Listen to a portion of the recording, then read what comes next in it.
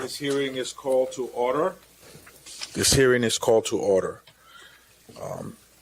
Good morning, everyone. I am Congressman Adriano Espaillat from New York's 13th Congressional District and the chair of the Congressional Hispanic Caucus. I want to thank Congressman Benny Thompson, who's the ranking member of an important Homeland Security Committee, as well as my colleagues that have joined us here today from across the country, particularly the Texas delegation, and of course, my good friend and colleague in the Congressional Hispanic Caucus, Congresswoman Sylvia Garcia. I want to thank you all, the Texas delegation, for hosting us here today, for your hospitality, and for your interest, genuine interest in this case. The entire nation is watching this case. First and foremost, I want to thank the Salgado family. My heart goes out to you. Mi corazón está con ustedes. No family should go through what you're going through. Ronaldo, Lorenzo, we are here today in solidarity with you to make a pursuit of justice for your father. He will not be forgotten. No, nunca olvidaremos a su padre. Gracias por su coraje de estar aquí hoy con nosotros. Thank you for being with us here today. Just 6 days later, after the killing of the Salgado, another incident occurred in Maine where an ICE officer shot and killed Johann Sebastian Duran Guerrero, a 25-year-old, a father with a work permit, in front of his 3-year-old daughter. DHS has admitted that neither of these two men were the target of their pursuit, their operations. In fact, they were 6 days apart. Not one of the officers wore a body camera. 2 deaths.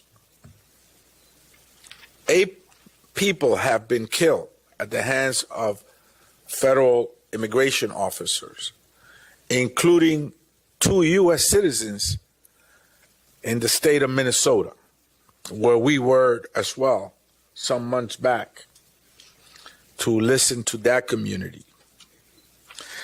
These 2 tragedies could have been prevented. We feel very strongly that they could have been prevented. They are the result of the mass deportation efforts led by this administration that have allocated $113 billion to ICE, setting arrest quotas at 2,000 per day. 12,000 ICE recruits have been hired. There's been a surge in hiring and a reduction in training. The body camera program has not been implemented, although they got $20 million for it. The use of deadly force has not been addressed. The importance of improved training has not been addressed. The critical importance of mental fitness of these agents has also not been addressed. So this is a perfect storm that unfortunately has led to the killing of people across the country. So we're here to support the family and to listen to the community. We've invited ICE and they refuse. We invited DHS and they refuse. We invited the FBI and they refuse. Our federal authorities have refused to come forward. And so we are here to hold them accountable. And so I want to thank all of you for being here. Congresswoman Sylvia Garcia has been a strong voice for immigration reform. She has placed on the floor a discharge petition for the Dream and Promise Act. I will soon be considering also a dissimilar action for body cameras. And of course, there is an ongoing discussion, a broader discussion about immigration reform in general that we must address. And so the Hispanic Caucus, the Congressional Hispanic Caucus, has been active in cases like this. We have been in the courtroom where we were successful in gaining access to the detention centers at Dilley, at Delaney, at Delanto, at several detention centers across the country. We were also in the courtroom preventing the IRS from sharing confidential taxpayer ITIN information with ICE, and we stopped the airlines from selling passenger information to law enforcement agencies. Not sharing, selling. And so we have been active in the courtroom. We have been active legislatively, and of course we're here on the field addressing a crisis like this one. Thank you again, Ronaldo and Lorenzo, for sitting at this table while you're still grieving. Yo sé que ustedes todavía están muy afectados por esta tragedia y por eso estamos aquí con ustedes. Thank you, District Attorney Tier, for your leadership, Councilmember Martinez, of course, Mr. Proaño, Father, also Father DeGeorge and Ms. Cabrera. Thank you all for being here with us today as we begin this field hearing. And I yield back to our distinguished ranking member of Homeland Security, Congressmember Benny Thompson. Thank you, Chairman Espaillat and the Congressional Hispanic Caucus for helping me organize this important oversight forum today. Thank you also to Sylvia Garcia for hosting us here in Houston. Your leadership helps ensure that communities are heard by Congress and that the Trump administration and the Department of Homeland Security are held accountable. We are here today to address the tragic killing of Lorenzo Araujo, who was shot by ICE agents on July 7th, 2026. Over the years, the Committee on Homeland Security has conducted oversight on countless issues, but none have been more urgent than Americans and immigrants alike being locked up, assaulted, shot, and even killed by the Department of Homeland Security, including ICE and CBP. It pains me that the friends and family members of Lorenzo are not the only ones who have suffered this tragedy at the hands of DHS Preceding Lorenzo's death, Ruben Ray Martinez, Miramar Martinez, Renee Good, and Alex Preddy were also shot in cold blood. Countless others have been beaten, harassed, and detained without cause. What we have seen time and time again following these deaths is a pattern of obfuscation and misinformation by DHS. The facts before us today in Lorenzo's killing follows this deeply disturbing pattern. Despite the lack of body-worn cameras footage, ICE rushed to claim self-defense, but that narrative has been contradicted by others in the van. We also know that these same witnesses have been detained by ICE and pressured to self-deport. That's the obstruction, and it's the incompatible with a creditable investigation.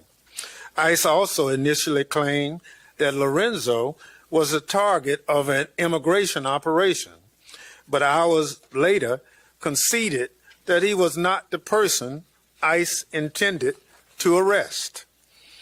Harris County District Attorney Sean Trier, who is here with us today, says federal authorities have refused to cooperate with his office. ICE has cut off access to surveillance footage, vehicle logs, operation data, and even refused to turn over basic information on the incident. ICE cannot stonewall local law enforcement. We will not tolerate such secrecy when a community demands truth. Sadly, less than a week after Lorenzo's death, ICE fatally shot another man, and a father to a 3-year-old child from Maine. The victim of this shooting was also not the intended target. Again, there was no body-worn camera footage. And again, DHS claimed that the shooting victim had endangered public safety.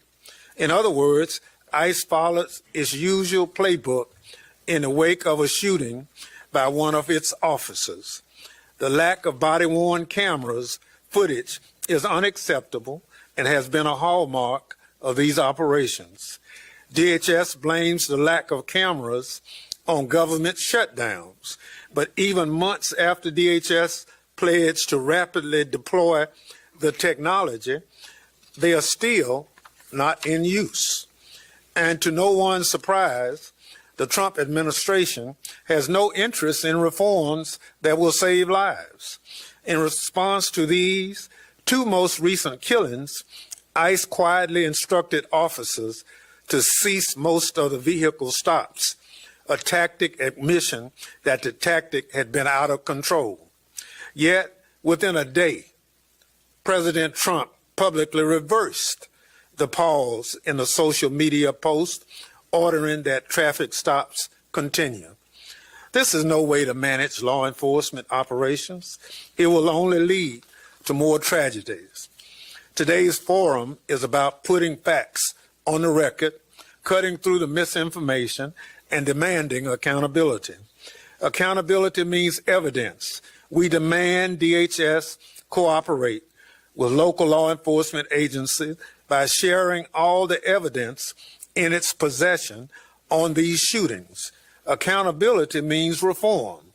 Body-worn cameras must be in active use by every ICE agent. Witnesses must be protected against deportation. ICE must submit to independent and transparent investigations following any use of deadly force. To Representative Espaillat, the CHC, our witnesses, and the Houston community, thank you for your courage and commitment to this most sacred work. Today, we honor Lorenzo's memory as well as the other victims of ICE violence by demanding truth, accountability, and reform. With that, I yield back. Thank you, Ranking Member. Before introducing the next speaker, I want to thank the members of the Congressional Hispanic Caucus for teaching many across the country how to fight for immigration. We saw how Congressman Joaquin Castro went to Delhi to rescue young children there. How Congressman Menendez been to Delaney, and how the Congress members from the Congressional Hispanic Caucus have been at the forefront of the fight for justice for immigrants across the country. And I yield now to, of course, your representative here in Texas in the 29th District and the whip of the Congressional Hispanic Caucus, Congresswoman Sylvia Garcia. Thank you, Mr. Chairman, and thank you to the ranking member and to all my colleagues who are joining us here today. I especially also want to thank the witnesses who have agreed to testify and all the members of the public who have taken the time to be here. This hearing is about accountability. It's about transparency and ensuring that the responsibility that we have to uphold the Constitution is carried out and that federal government exercises its authority under that Constitution. It is my honor to represent the 29th Congressional District in Washington. The communities I represent have contributed to the strength and success of not only our city, but in fact our country. There are communities built on family, faith, hard work, and there are communities that believe in opportunity, where neighbors look one after each other, who believe that every American deserves a free, safe space to pursue the American dream. For months, I've heard from people in my community who are scared. Parents are afraid to drive their children to school. Workers are afraid to go to work. Seniors are afraid to go to church, buy groceries, and go to even doctor's appointments.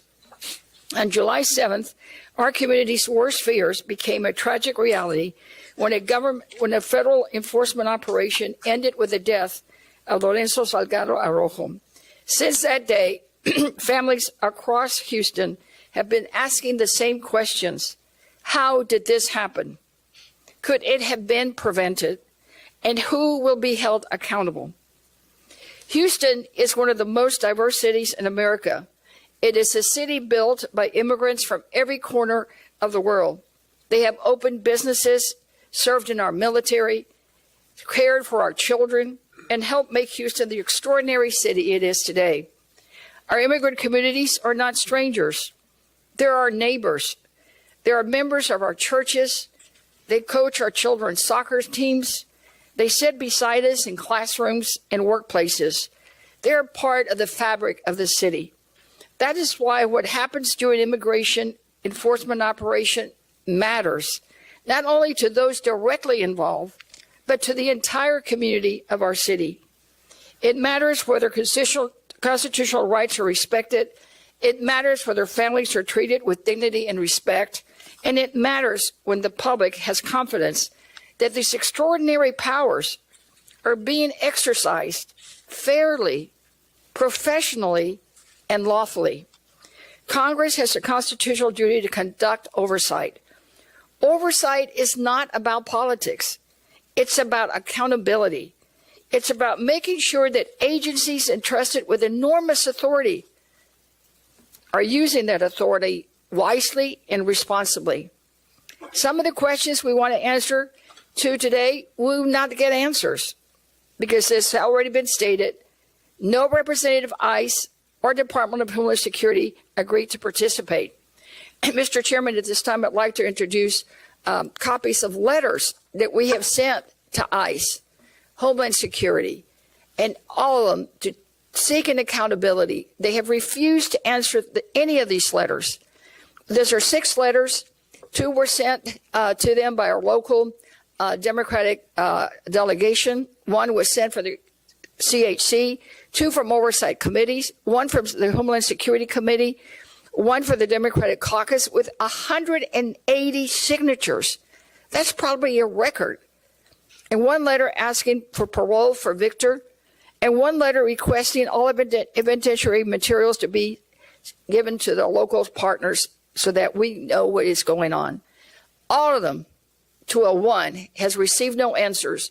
And I have been told by the Director of Homeland Security that they don't intend to give us any answers until their investigation is complete. So that's why hearings like these matter, so that we can get some answers. And I also want to introduce a second letter from the Relaciones Exteriores de Mexico, where in their letter to me, they say that the government of Mexico wishes to convey its concern regarding recent incidents involving the use of force and the conditions faced by Mexican nationals in the context of immigration enforcement detention. So it's not just here in Houston, it's across the country and globally that people are concerned about the actions of ICE. So I want to assure everyone in Houston and Magnolia and the East End that this does not end today. My colleagues and I will continue to investigate this administration's actions, demand accountability, and insist that every federal agency follows the Constitution and all the laws of the United States of America. There will be no more hearings. There will be more hearings, more testimony, and we will fight tooth and nail to ensure the murder committed by federal agents never, ever happens again. I'm proud of Mr. Salgado's sons. In the midst of an unimaginable grief, they have shown extraordinary courage. They have become powerful advocates, not only for their father, but for every family that wants answers and accountability. We are stronger than fear. We are stronger than intimidation. We will keep fighting until justice is done. Thank you. Thank you. The presentation of those documents are duly noted. Again, the Hispanic Caucus will not let go of this. We want a full independent investigation. We want DHS to cooperate with the Harris County District Attorney and the Texas Rangers instead of stonewalling them. We want every piece of evidence preserved, released to the public, and we want the 3 witnesses still in federal custody, protected and not deported, where they cannot testify. With that, we welcome and we extend our condolences to a young man who's shown up here today under very adverse conditions. Both of you have shown up to provide your testimony. So please, we welcome, of course, Ronaldo Salgado Araujo.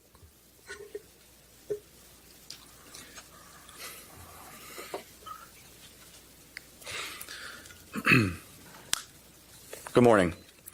My name is Ronaldo Salgado. And I am Lorenzo Salgado Jr. We are 2 of Lorenzo Salgado Araujo's sons. Thank you for the opportunity to speak with you today. Thank you to the others who are here testifying, and thank you to the community members who have joined us in grieving. Whether you knew our father or saw yourself and your loved ones in him, your support has carried us through the hardest 2 weeks of our lives. Our father was a humble, hard-working family man. He didn't need anybody to know his name.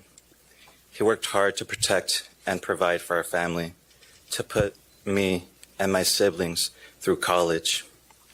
He taught us that good things come to those that work hard.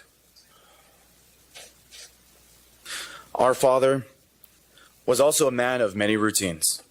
His last day started like so many days during his 35 years in this country, a country that he loved. He and my mom woke up before the sun. She cooked him a big meal to carry him through the day. He said goodbye to her and to our dog, said a prayer inside his van, and was out the driveway before 6 a.m. to pick up his construction crew. Men he'd worked alongside for years, family men who took great pride in their craft to provide for their own families. One of these men was our dear uncle, Victor Hugo. At about 7 a.m., our mom called to tell us our dad was in trouble. We suspected it involved ICE. As a family, we talked more than once about what would happen if our dad encountered ICE officers. We dreaded the call, but we were prepared. We believed there would be a process and that no matter what happened, there would be a way for our dad to come home. I drove an hour to his work site, but no luck. But then I learned on Facebook about ICE activity near Canal and Wayside.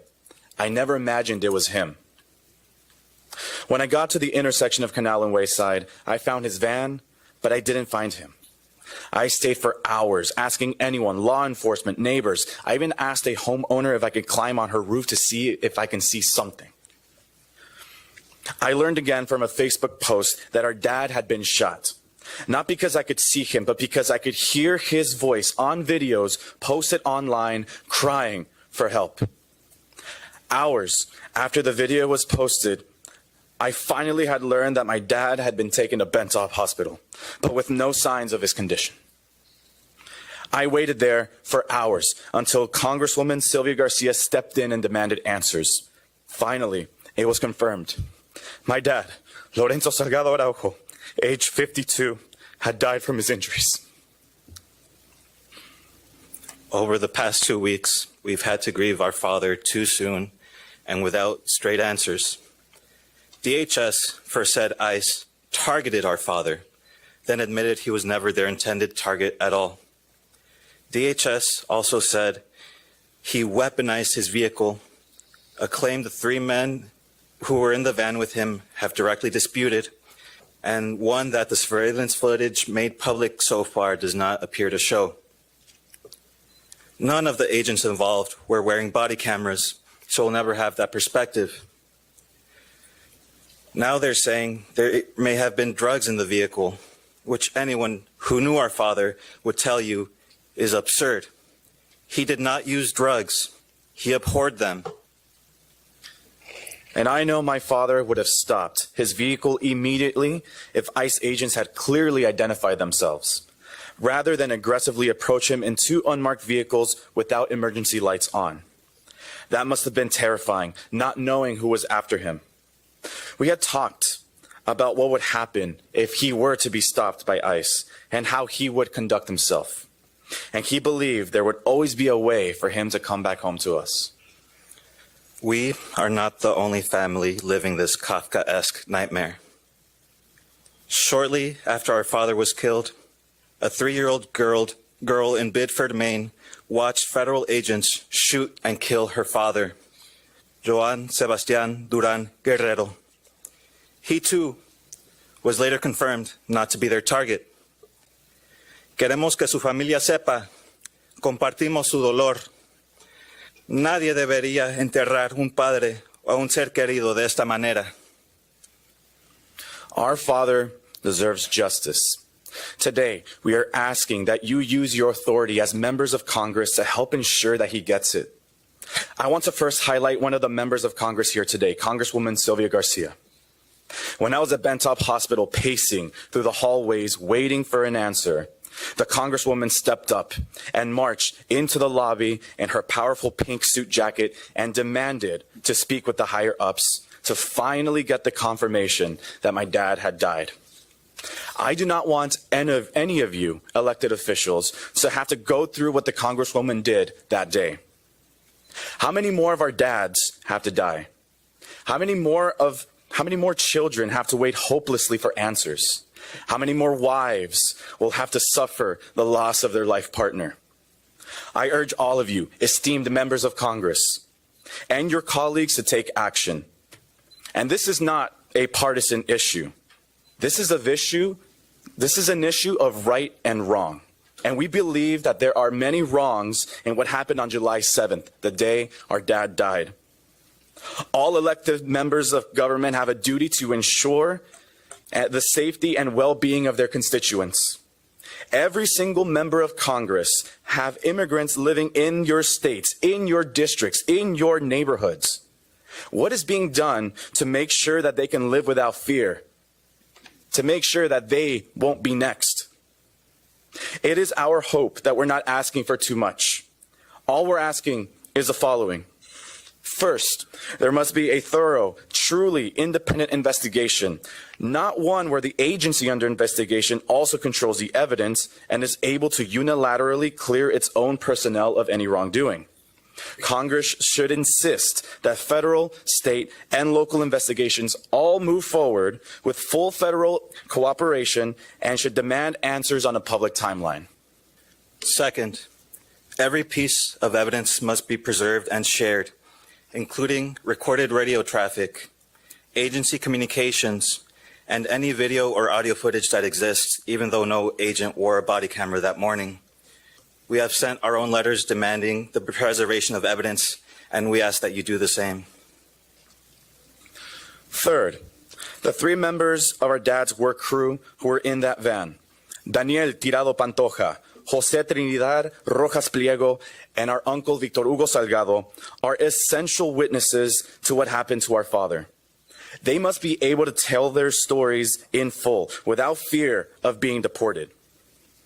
They should be released from detention immediately so they can be with their families, speak with investigators, and grieve with us.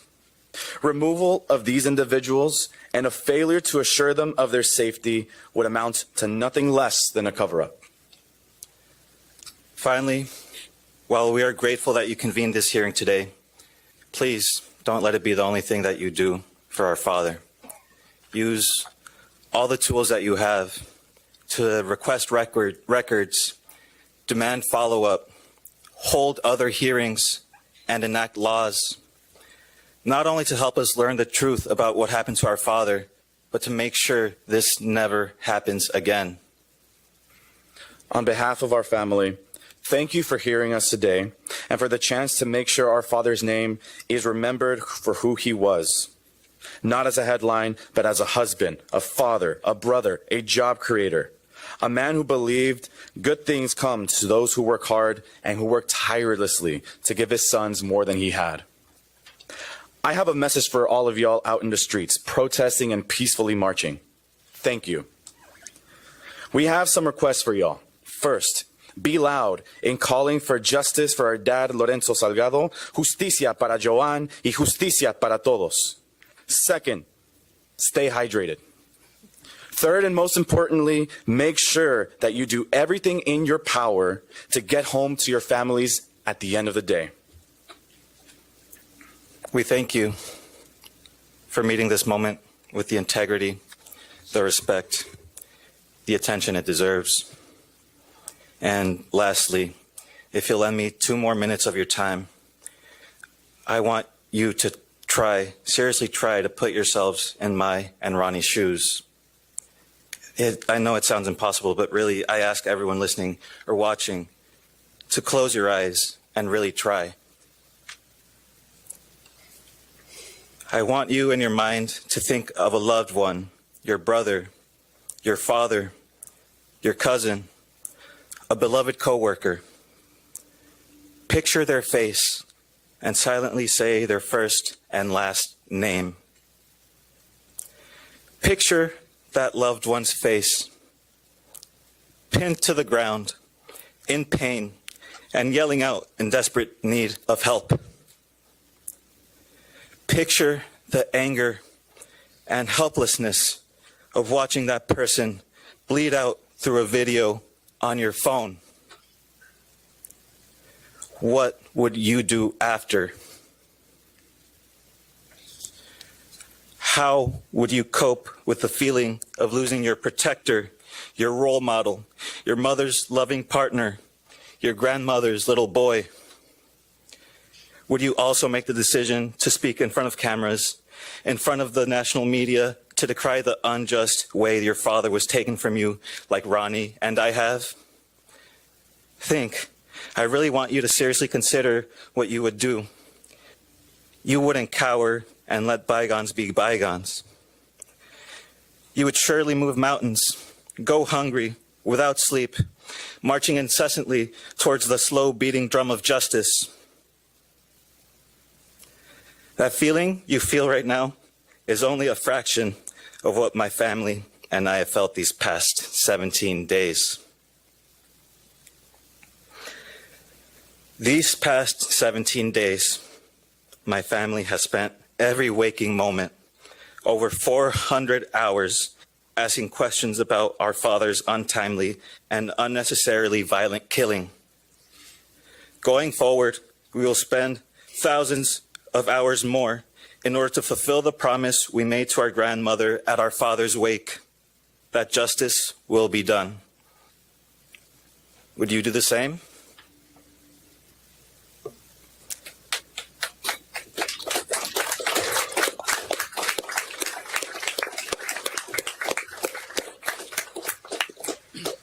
We thank you for your efforts to make sure Lorenzo Salgado Araujo gets the justice he deserves. Thank you. We thank you both for your testimony, and I can assure you that I can speak for the Committee of Homeland Security, our ranking member, and the chair of the Hispanic Caucus, and all of us here, and the 180 who signed that letter, that we are with you, we hear you, and we too will not stop until justice is done. So you tell your abuelita that, okay? So next we have our witness, Sean Tier, who is our Harris County District Attorney. Sean was elected in 2024. Before taking office, he spent more than 11 years as a prosecutor in the Harris County District Attorney's Office, including 6 years as chief of the Vehicular Crimes Division. As DA, he has emphasized balancing public safety with fairness, supporting crime victims, and ensuring accountability within the criminal justice system. DA Tier is a fierce ally in the fight for justice, and we thank you for being here today, and you can begin your testimony. You have 5 minutes. Chairman Espaillat, Ranking Member Thompson, Representative Garcia, thank you for the opportunity to testify today. And thank you for bringing the vital oversight work of Congress right here to Houston. My name is Sean Tier. In 2024, I was elected by the people of Harris County to serve as district attorney. I'm the chief law enforcement officer for the third largest county in the United States, a county I'm proud to call home, defined by its diversity, resilience, grit, and courage in the face of any challenge. Today, our whole community is hurting. We're hurting because on July 7th, Lorenzo Salgado, by all accounts, a committed husband, father, and true Houstonian for more than 3 decades, was killed on his way to his construction job during an encounter with federal immigration officers. As someone who spent my career fighting for justice, I know there must be a transparent, independent investigation into what happened that day. That means we pursue the truth with courage, free of bias, free of prejudice, without the outcome already decided. We must look at every piece of evidence, talk to every witness, collect and examine every video. We must follow the evidence wherever it may lead. While I'm here today to answer questions, I will not be releasing details about the investigation to protect the integrity of our case. Make no mistake, I want to be as transparent with the public as possible. But my first and non-negotiable duty is to protect this case. On July 8th, I ordered the prosecutors and investigators in our Civil Rights Division to open an investigation into what happened to Lorenzo. Since then, for the last 14 plus days, this team has spent every single day in the East End collecting evidence and interviewing witnesses.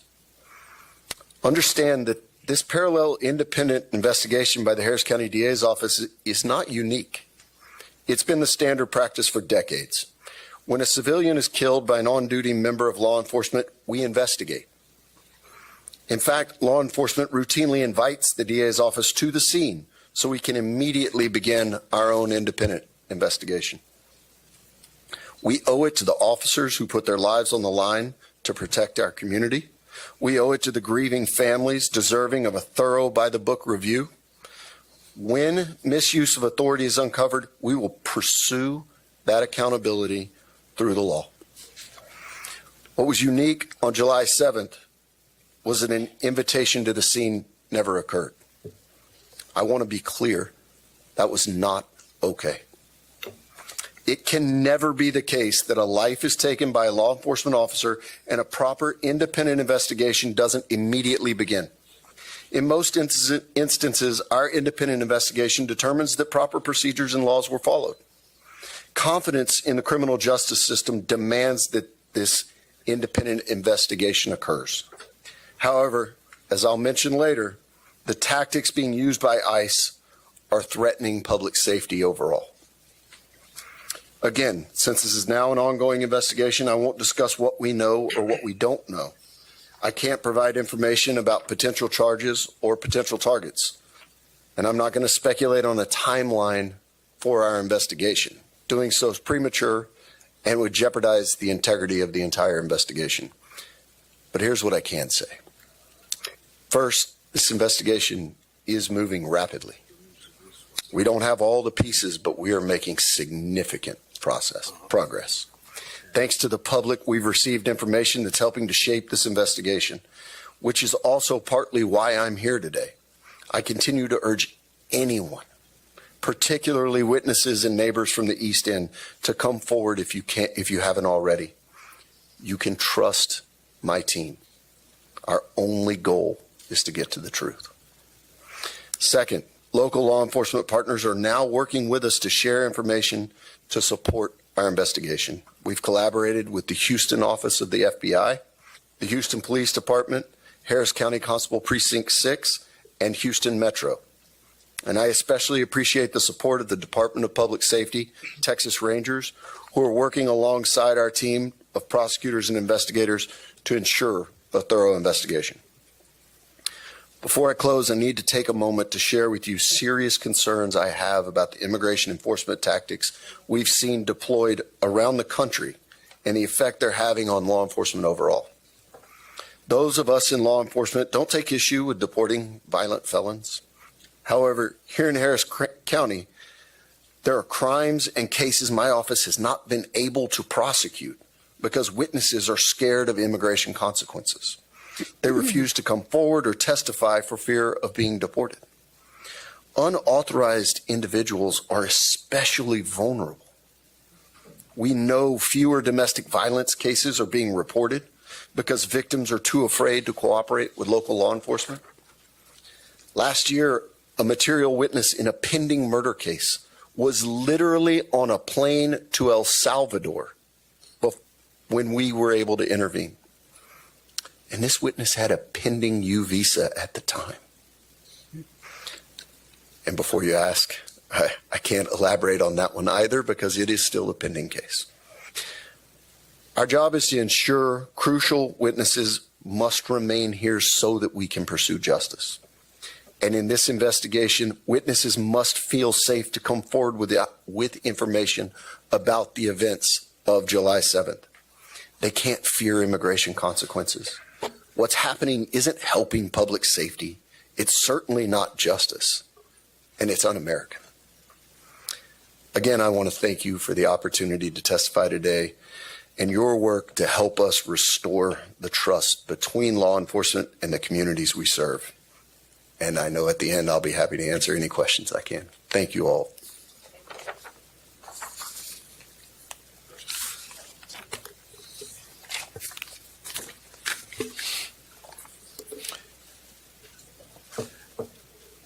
Thank you very much for your testimony. I'd like to now introduce Council Member Joaquin Martinez, who's a member of the City Council representing District I. District I is where this situation occurred with ICE officers. Councilmember Martinez has been at the forefront of advocating for transparency, accountability, and independent investigations into this untimely death. A lifelong East End resident and dedicated public servant, he spent over a decade strengthening the community around him.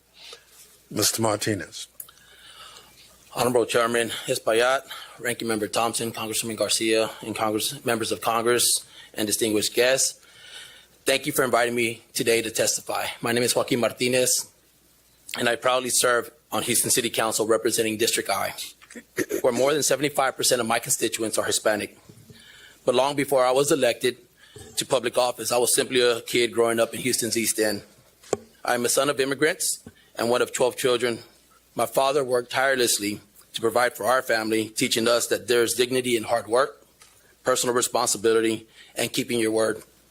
My mother dedicated her life not only to raising 12 children, but ensuring that neighborhood kids, friends, and anyone who needed help, a helping hand, always felt welcome, supported, and cared for. Service wasn't something my parents talked about. It was simply a way of life. They taught us that success isn't measured only by what you achieve, but by how you serve others and strengthen your community. Those lessons shaped who I am. They are why I chose public service, and they are why this issue is deeply personal to me. Houston is one of the most diverse cities in America. Our immigrant communities are not separate from our success. They are essential to it. They power our economy, raise families, build businesses, and strengthen our neighborhoods every single day. That is why the death of Lorenzo Salgado Araujo has shaken our city so deeply. Lorenzo was not a political talking point. He was a husband, a father, a son, a neighbor, a working man who should have returned home to his family. Instead, his loved ones received the worst news imaginable. No matter where someone stands on immigration policy, every American should agree on this.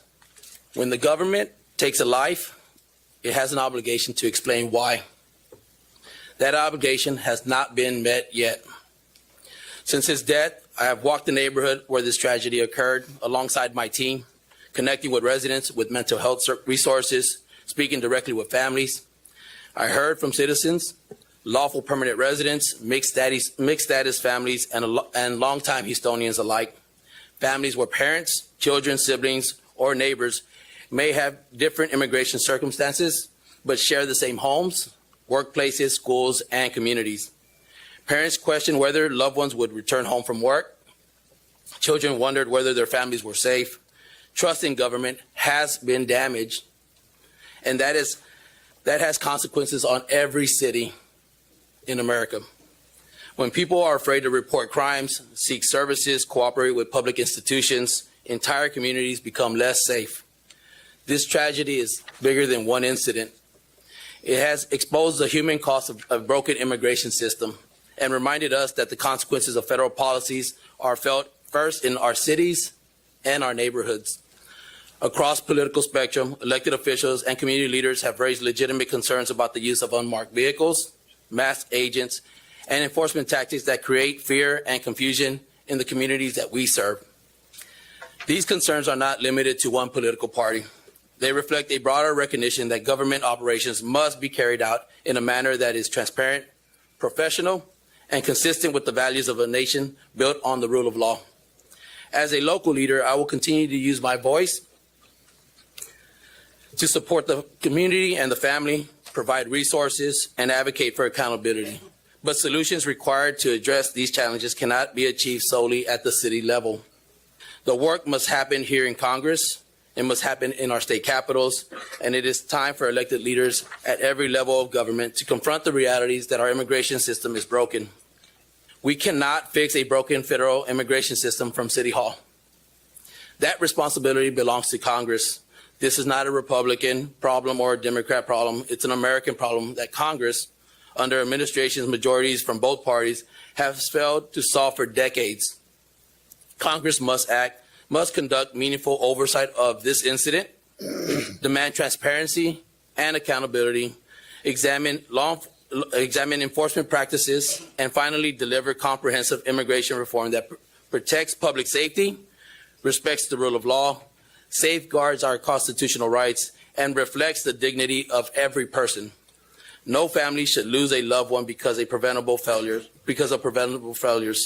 No community should be left without answers, and no city should be continue carrying the consequences of Washington's inability to act.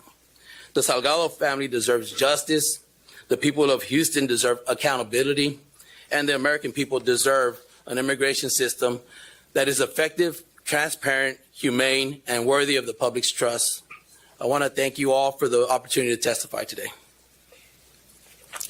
Thank you very much.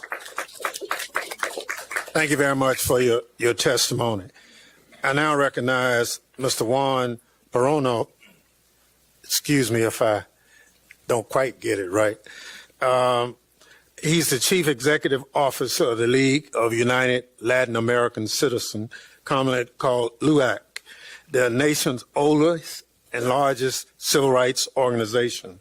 As CEO of LULAC, he leads the organization's national advocacy efforts on civil rights, education, economic opportunity, and immigration. And we are happy to have his voice before this committee, obviously, for such a time as this. Chairman Espaillat, Ranking Member Thompson, Representative Garcia, and distinguished members of the committee and of the Congressional Hispanic Caucus, thank you for bringing Congress to Houston, to the community where Lorenzo Salgado Araujo lived, worked, and died. My name is Juan Proaño, and I'm the Chief Executive Officer of the League of United Latin American Citizens, the oldest and largest Latino civil rights organization in America, founded in 1929, right here in Texas. We're gathered here today to examine the fatal shooting of Lorenzo Salgado Araujo and the all too common deaths caused by federal immigration enforcement officials. Before I begin, I want to take this opportunity to recognize Lorenzo's family. They have gone through heartbreak that no family should be forced to bear. Their courage and bravery in the wake of this tragedy has been inspiring, and though surely difficult, it has been vitally important. In that spirit, I commend Ronaldo and Lorenzo Jr.'s appearance before the committee today. And on behalf of LULAC, I want to express my deepest condolences and also tell them and everyone on this committee and in this country, Lorenzo's name and life will not be forgotten. He is and will remain an inspiration. Sadly, this killing is part of a broader trend. Federal immigration agents have repeatedly shot and killed United States citizens during civilian encounters, and dozens more. Citizens and immigrants alike have died in federal immigration custody. This calamity cannot continue, and with it, and it is with Congress's power to stop it from happening. Members of this committee, it could have been me. It could have been my father, my brother, my uncle. It could have been anyone gathered here today.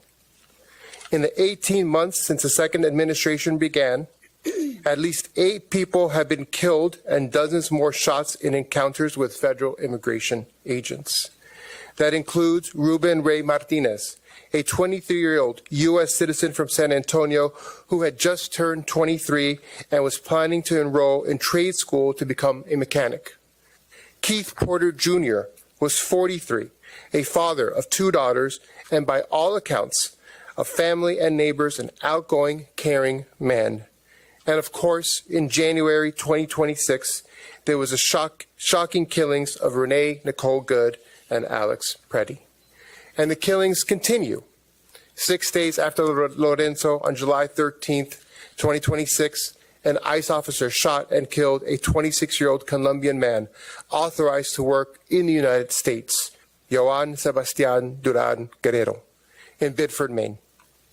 Again, during a vehicle stop with his 3-year-old daughter in that car. Again, described by DHS as a case of a driver weaponizing his car, and again involving agents who were not wearing body cameras. Taken together, these are not isolated tragedies attributed to a single rogue officer or a single bad night. Public reporting has documented at least 30 separate incidents since mid-2025 in which federal immigration agents fired at people, killing at least 8 and injuring at least 14, and at least 46 additional incidents in which agents held bystanders, protesters, and others at gunpoint under questionable circumstances. And these figures are likely undercounted, given the number of instances we have heard about. And the danger does not even end when someone survives an encounter on the street. It continues and by some measures intensifies once they're taken into ICE custody. In the first 500 days of the second Trump administration, there have been at least 52 documented deaths in ICE custody. The mortality rate inside ICE detention centers is now at its highest level in more than 2 decades. nearly 4 times the rate under the prior administration, and more than 2.5 times the rate during this administration's first term. These increasingly dangerous conditions with record numbers of detention are increasingly hidden from public view. Last month, ICE ended a policy that required it to notify Congress and investigate the deaths of detainees who died within 30 days of release from custody. Precisely the population most likely to have died from conditions that began while they were detained. And the shootings and detention deaths described above are the most acute expression of a wider set of policies from the Trump administration targeting Latinos. The overwhelming majority whom are lawfully in this country, creating a dangerous fear within our community. In a Pew poll last year, half of U.S. Latinos said that they were worried they or someone close to them might be deported, and a majority said that they were personally aware of a recent nearby ICE arrest or raid. So what can be done to end these cruel and inhumane policies and actions? LULAC offers 3 areas for this committee to take action: accountability, reform, and creating legal pathways to citizenship. First, Congress and DHS should support an independent investigation into Lorenzo Salgado Araujo's death, as the Houston mayor and police chief and Lorenzo's own family have called for, with independent law enforcement officials given access to every video, radio transmission, and piece of physical evidence, and the officers involved identified to investigators. ICE should also reinstate the policy it rescinded last month, requiring the agency to report to Congress about the investigation of deaths of detainees that occur within 30 days of their release. That must also be made available. And we need more accountability, not less, in the longer term.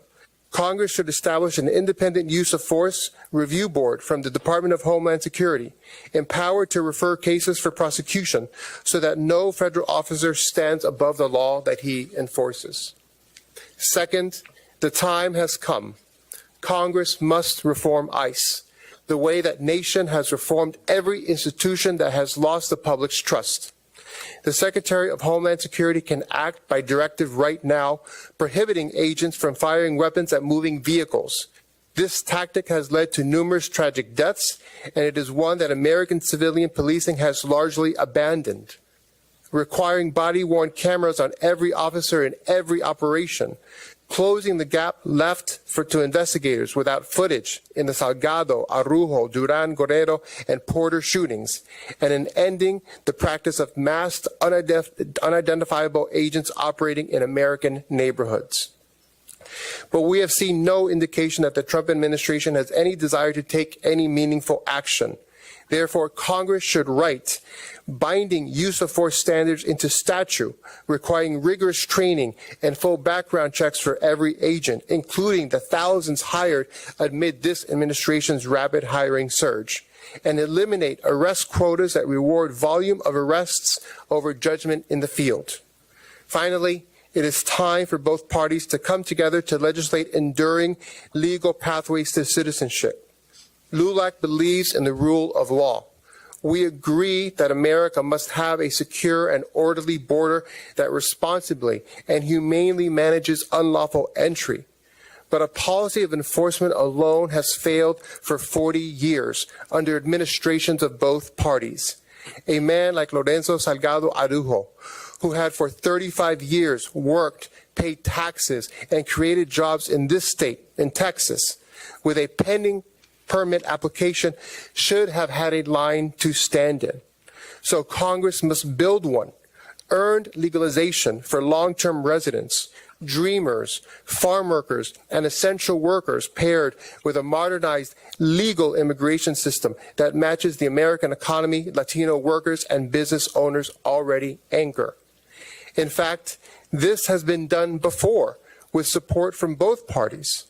We call on this Congress to build a bipartisan framework, border security, ICE reform, and earned legal pathways in one durable package so that this issue is finally solved rather than perpetually exploited.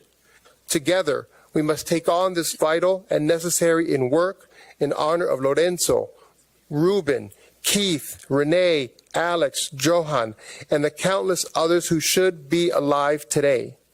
Each of these individuals built something, a business, a career, caring for veterans, a family, a future that contributed to their communities and to our country. We must act now so that no one else's life is put in danger because of the way they look, and no other family has to mourn the needless death of a loved one. It is within our power to do so. Thank you.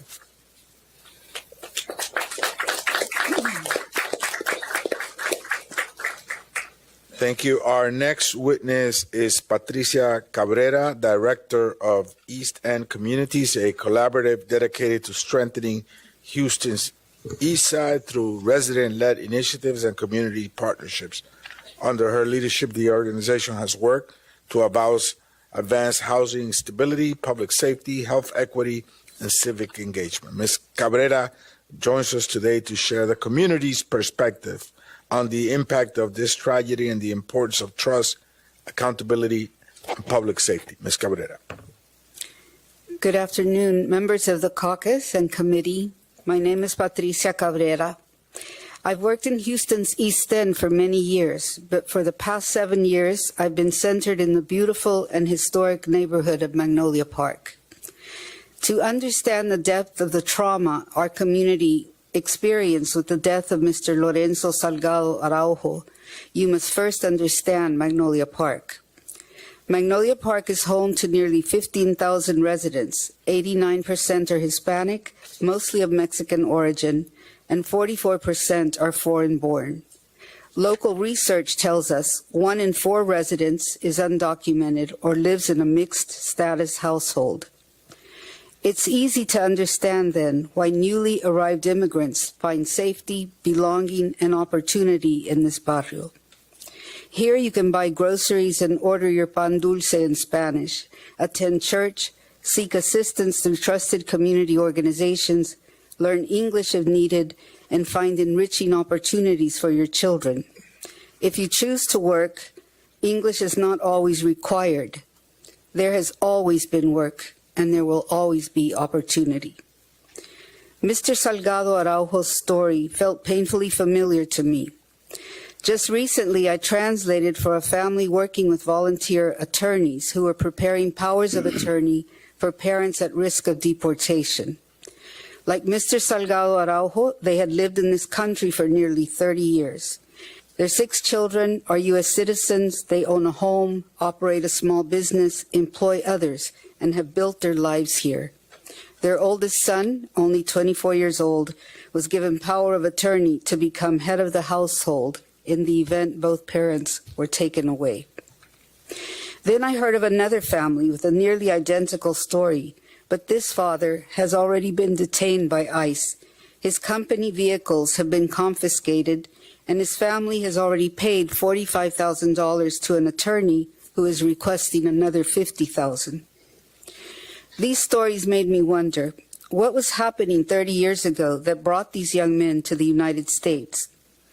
I learned that Mexico was experiencing a devastating economic crisis as the peso lost much of its value. At the same time, the American economy was growing rapidly and desperately needed workers. They came seeking opportunity, and this country benefited from their labor. For 3 decades, these men and women helped build our homes, roads, businesses, and neighborhoods. More importantly, they invested in the future of this country by teaching their children the value of hard work, education, and service. Many were the parents of the dreamers, whose potential was ultimately recognized through bipartisan efforts that allowed them to pursue higher education and careers. Today, many of these children are professionals, business owners, public servants, and taxpayers contributing to the United States. These families are not criminals. They represent the very qualities any nation should value: resilience, sacrifice, commitment to family, and belief in a better future. They chose to build that future here. So I find myself asking, who would come to Magnolia Park to hunt for dangerous criminals?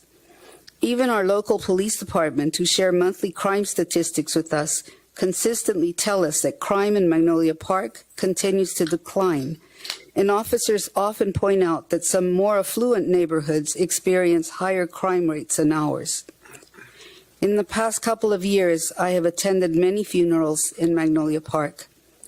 They always remind me of the extraordinary bonds that exist here.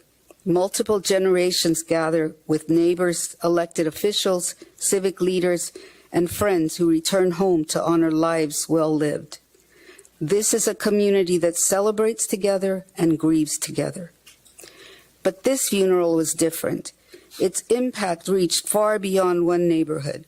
People across Houston and across the country saw this loss as their own. We are not only mourning Lorenzo Salgado Araujo, a beloved father, a valued community member, and someone who is irreplaceable to his family. We are mourning something larger: the erosion of trust, dignity, and our shared humanity. Can people trust that those elected to serve them will value their lives? Must families live in fear of the very government meant to protect them?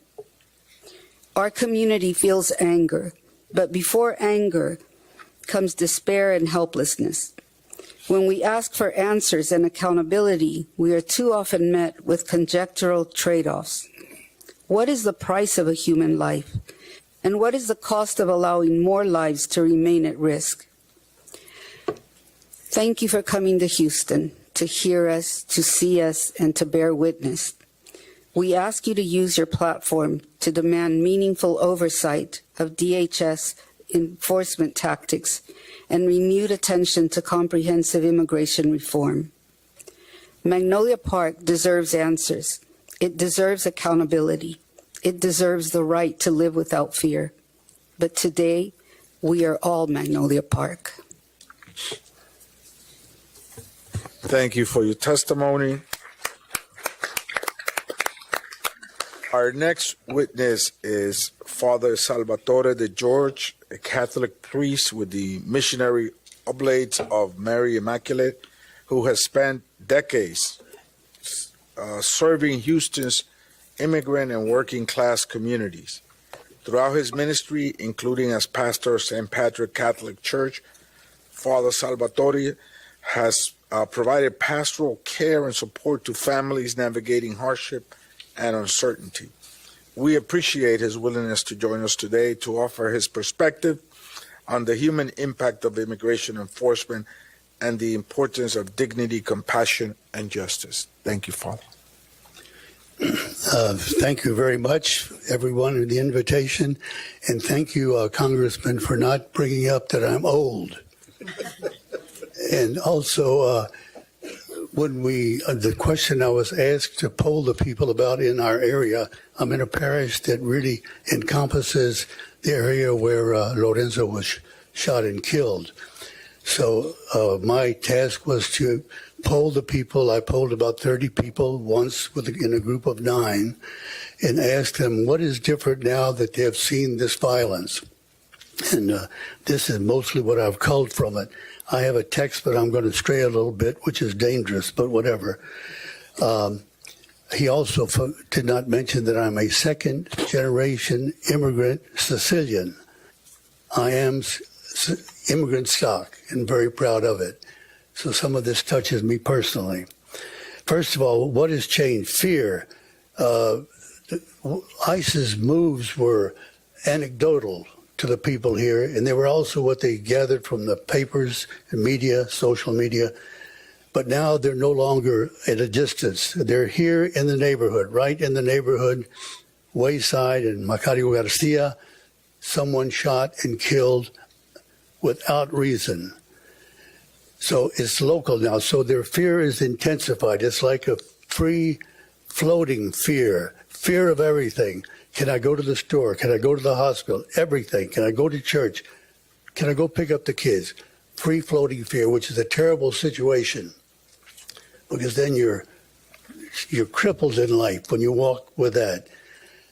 And not only the regular free-floating fear of being deported, fear of being killed, which is a terrible fear to walk with also.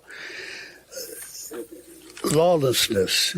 Example, an American, Mexican-American person, citizen, sends her husband off to work. He's picked up on the job. He has a working permit, a social security number, and is in line to be a resident. Picked up, put in detention. She finds out where he is, Port Isabel. She gets an appointment to go see him. When she arrives, he is not there for the appointment. He's been dumped in Chiapas, Oaxaca, down in that area, far from his native place in Guerrero. Lawlessness is frightening. There's no protection. Violence breeds violence. The people who are organizing this, both the president and the head of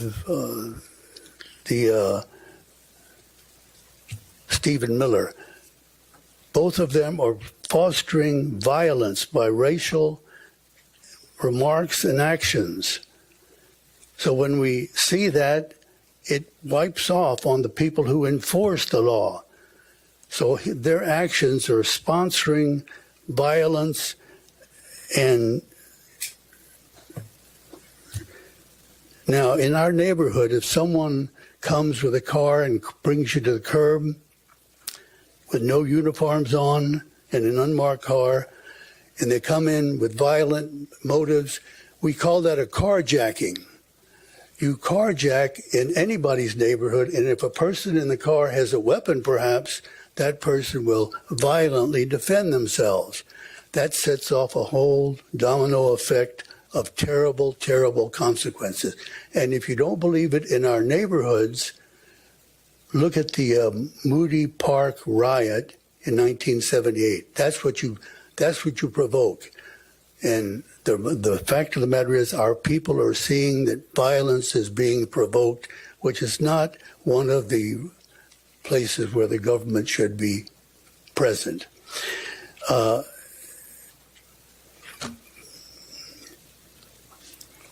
Point in question. The people in the parish, they feel like they're less than very often by what goes on. They've been told, if you do anything wrong, you will be hunted down. Let's talk about hunting an animal. Christy Noam in the airports until she was fired. So when we see that, we look at the aggression, fostering aggression, and it's a terrible situation. The legacy of the good man who was killed, his sons who spoke so valiantly and also spoke at the session with the union members, they must be full of terrible grief and rage at what happens. Well, what happens when we find ourselves in terrible grief and rage? We have to find a place to direct that. Your good Mexican-American children and grandchildren. You said your grandmother told you to do something. Isn't that right? Well, get it done. Your dad has left a legacy of a beautiful family and a legacy of homes built in Houston by him and his crew. That's a beautiful legacy. But there's another legacy that we, the groups I spoke with, said, we want another legacy for them. And that legacy is the same legacy that was affected when Vanessa Guillen, by her family, who stuck with it, who turned the rage and the terrible, deep sense of loss and guilt, they turned that into what? They turned that into a dogged fight for justice. So much so that the people in the parish said, wouldn't it be great if one of these days we had the name of Lorenzo Salgado Araujo, if we would have his name shining in the stars of heaven like the names of Vanessa Guillen, Sandra Bland, Rosa Parks, and others. that the legacy also be a profound legacy of justice that we can remember and that will make you so proud. The blood of your father would water that beautiful tree of justice, just like the blood of Christians watered the beautiful Christian of your faith. And lastly, the people of the parish, their faith. Surprisingly, their faith is still very strong. They believe in a loving and protective God that walks with them. They believe in the Blessed Mother, whom they have such a profound devotion to. The Blessed Mother who was hunted down, like they have witnessed being hunted down, by Herod to protect her child. Now, their faith is very strong, but one of the little nuances on their faith that I've noticed is they've used evidently an anecdotal thing that our Islamic brothers and sisters quote all the time. They say, "See, yes, trust God, but tie up your camel."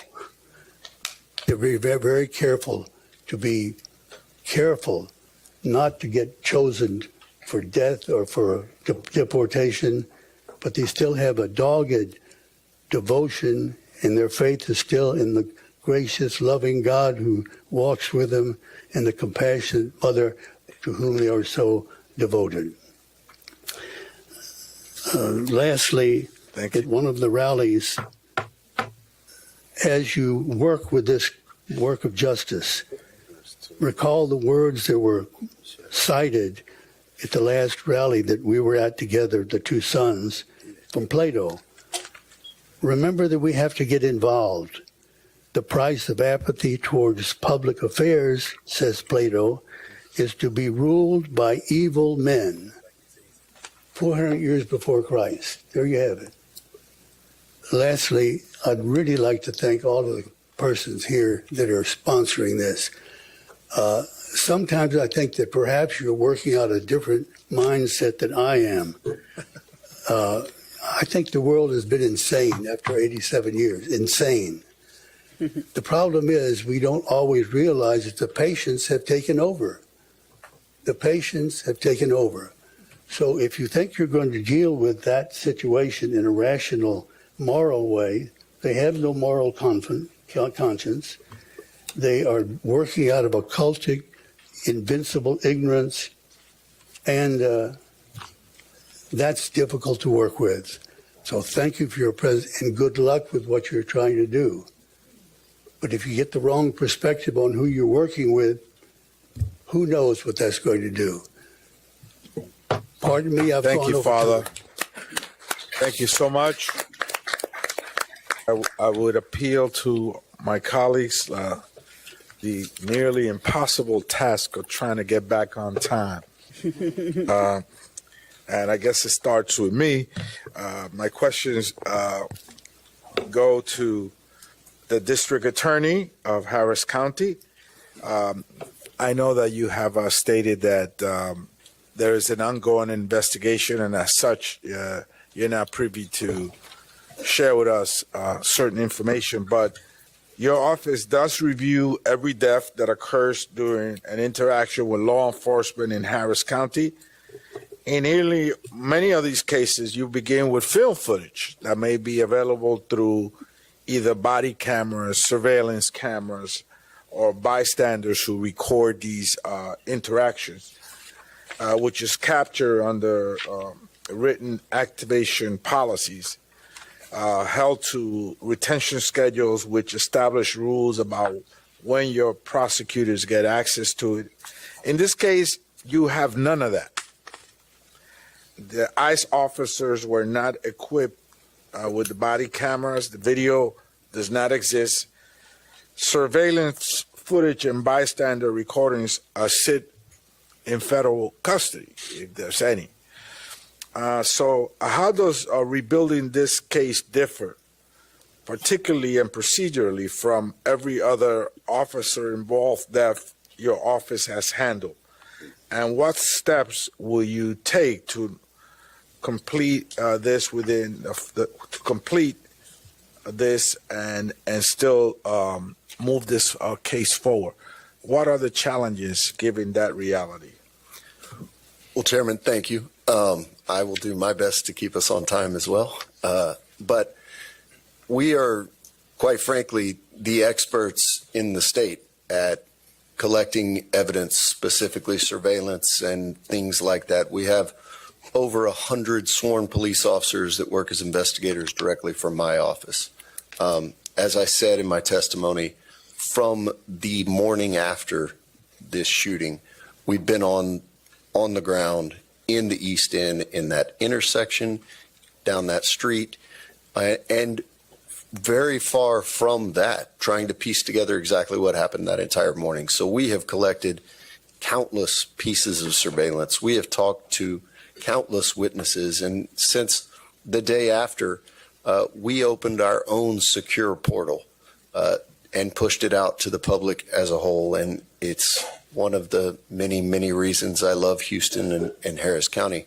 The community has rallied around us. We've gotten so many tips, pieces of cell phone footage, all the other types of things that we would have normally been able to get that day.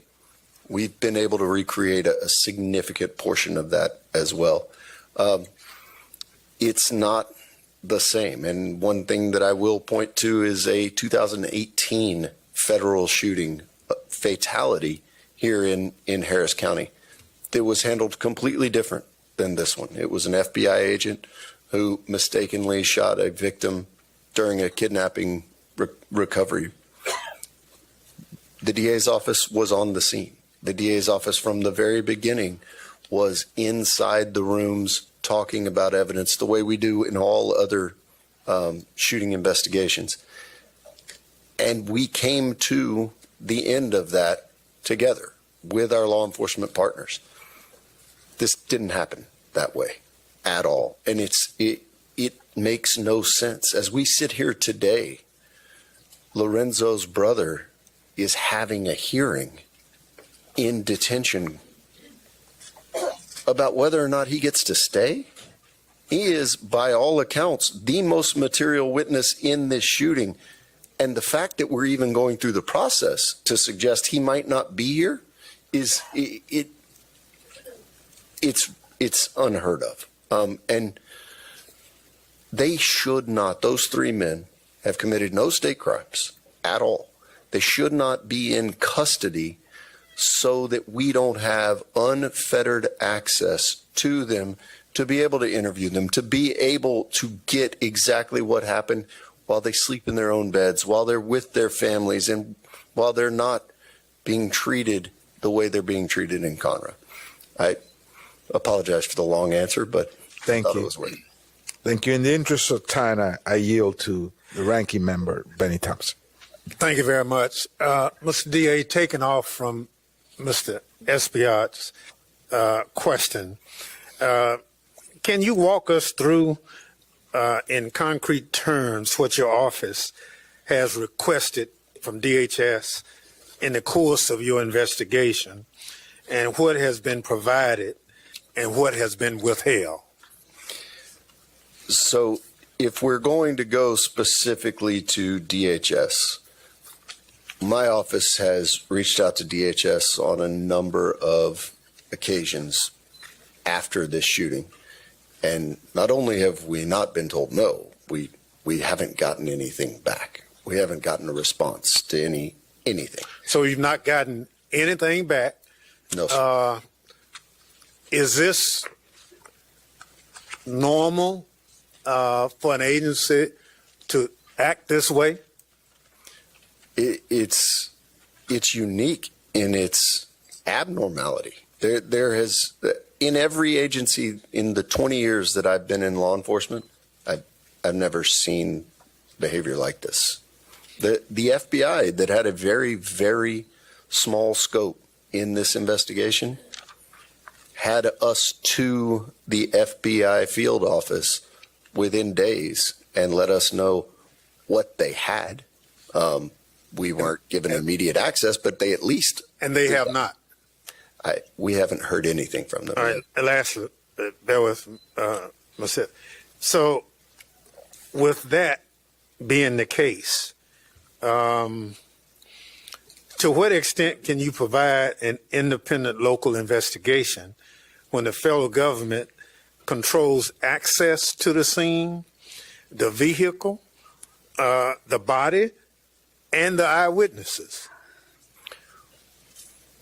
We're very good at what we do at the DA's office here with the help of the Texas Rangers and our local law enforcement.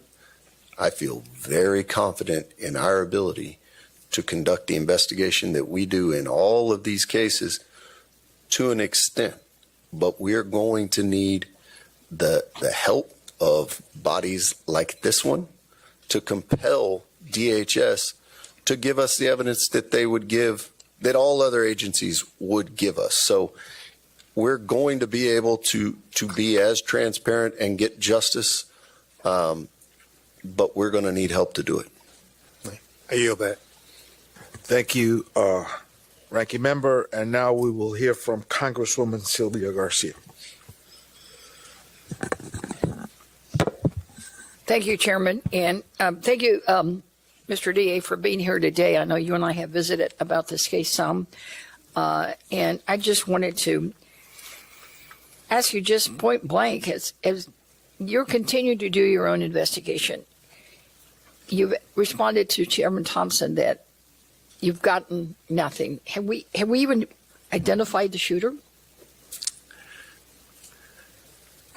Congresswoman, I would love to sit here for as long as you guys have questions and answer specifics, but I can tell you definitively that DHS, OIG, and ICE have not divulged the shooter's identity to us. Okay. Do we know, is the shooter and the others involved in the incident, are they on administrative leave, or they're in suspension, or are they still working somewhere else? I can tell you that DHS, OIG, and ICE have not informed us of even whether or not they're still on the streets. So they haven't told us anything. We have been able to identify some pieces of evidence without the official notifications, but they haven't told us anything about that. So they secured the incidents, hear the evidence, they secured the vehicle, and you've been given nothing. Through DHS, OIG, that's correct. We've been given nothing. Okay. So you and I are both lawyers. Is it common practice to make public an affidavit, the basis for a search warrant? In the federal system, because I've been a state prosecutor most of my career, but we do have to work hand in hand with federal prosecutors and federal agencies all the time. This is the first time in my career that I've ever seen a search warrant in a criminal case on a federal side unsealed, at least prior to a grand jury presentation of the facts. To unseal it the day it's signed, I've never seen it in my life, in 20 years. Well, that's been my experience. So could you even speculate as to why it was unsealed? And why, more importantly, if there was going to be a search done, why did they wait till 8 days later? The timing of the search was not as kind of different for me, having seen a lot of them, because we knew that the van was secure. So there wasn't a time need. The need for a search warrant at all was interesting. There was no one alive that would have had standing to object to a search. The stated goals of the search warrant had nothing to do with this shooting investigation at all. The van was not being alleged to have been stopped based on possession of narcotics. There was no indication that anyone in law enforcement was aware that narcotics potentially were in the car. And what the search warrant didn't contain. It didn't contain language that would have allowed the FBI or anyone to obtain the crash data recorder or the airbag control module, which would have been telling in whether or not the van was weaponized, as it was said. So, the entire thing really was not something that I would have advised my prosecutors or my law enforcement partners to have done. Well, it's unusual, especially since they described it that it was in plain view, which, of course, we know it's a term of art. But I just want to be clear. You said alleged drugs, and I want to make sure the public is crystal clear Right. that it's alleged. And Congresswoman, I feel very confident that in short order we're going to get the laboratory results back. And I think it'll be confirmed what the family has said numerous times, because everything that we've discovered about the 4 men in that vehicle, it would be extraordinarily out of character for those to be illicit narcotics of any kind. Right. And the family has conflicted that and said it's something that they use to hydrate. Yeah, when you're working outside in July in Texas, that's needed. Correct. Well, thank you again for all your work that you're doing. And Mr. Chairman, I have a question for Mr. Martinez, if you will indulge me. Just one quick question. Council member, you've been a lifelong resident of the East End. Following this tragic loss, how has it changed the neighborhood? Can you share just maybe one or two little anecdotes in the interest of time, just one or two? Yes. To just so that Congress members here can feel what it does to the heart of a community. Yes, Congresswoman, thank you for the question. Ultimately, it creates fear and distrust. Distrust in creating safe spaces where folks have lived there for generations. It's not making it easy for local law enforcement to provide the safety that we're tasked to do for our residents and citizens of Houston. Thank you. I yield to my colleague from Houston, Congressman Green, and also a member of the Homeland Security Committee. Thank you very much, and I thank the ranking member Thompson for being here today, and Congressman Espaillat. I am privileged to present a document that has been presented to me from the Honorable Johnny Mata, the President and CEO of the Greater Houston Coalition of Justice. It concerns questions that he has that we will insert into the record at an appropriate time. I am deeply saddened by what has happened, and I know why it happened. Mr. Lorenzo Salgado Araujo was a good man, a good family man, a good family Latino man in a white van. He was profiled, and as he was profiled, he was being hunted. Father, you're eminently correct. He was being hunted. He was the prey of the day. He was a part of a quota that had to be met. And as a part of the quota that had to be met, he finds himself in a position such that he is being chased through a Latino neighborhood. Unfortunately, this ended with an extrajudicial execution. He was not given a fair trial. There was no due process. It was an extrajudicial execution. It is a part of a bigger picture that we have failed to embrace properly.